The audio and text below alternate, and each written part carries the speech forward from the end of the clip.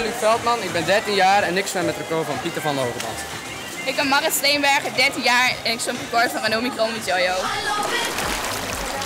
Mijn favoriete afstand is de 50 vrij, omdat ik daar Pieter van de Hogeband op heb geslagen. 13-jarige leeftijd, een tijd van Pieter van de Hogeband, maar niet uit de boeken zwemmen, maar je bent wel sneller dan Pieter, dan kun je wel wat. Hè? Dus dat geeft wel wat aan. Aan de andere kant, ja, talent is gratis, zeggen we altijd. Hè? Dus het gaat natuurlijk ook om wat hij er straks mee gaat doen. Ik weet niet alleen de record van Ranomi, maar ze is ook mijn grote voorbeeld.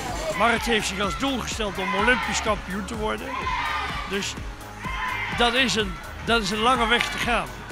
Daar is ze nu nog niet naartoe, maar ze laat nu wel zien dat ze goed op weg is. Dat is zeker iemand om in de gaten te houden de komende tijd. Ja.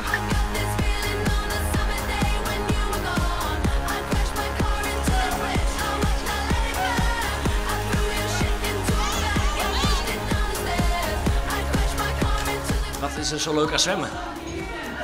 Ja, dat is toch wel de drang die je moet hebben om je goed te kunnen presteren. En het onder mensen zijn in een team zwemmen en zo, ondanks dat het toch een individuele sport is.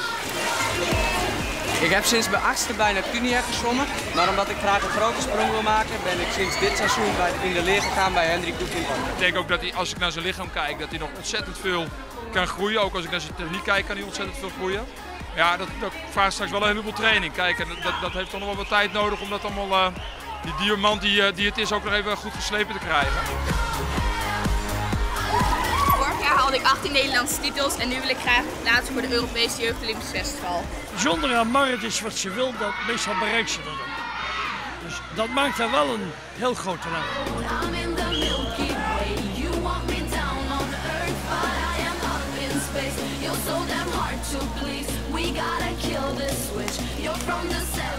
En net toen ik al mijn diploma's had gehaald, toen zei mijn moeder dat ik sowieso 1,5 jaar moest doorzwemmen. En toen ik mocht stoppen, vond ik het wel leuk, toen ben ik doorgegaan.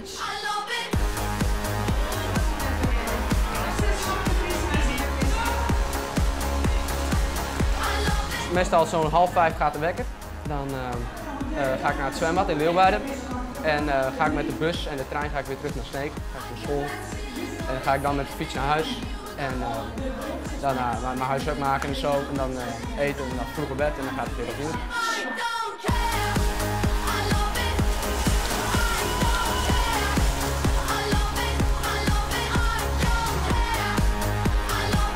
Winnen is ook wel leuk, denk ik. Jawel.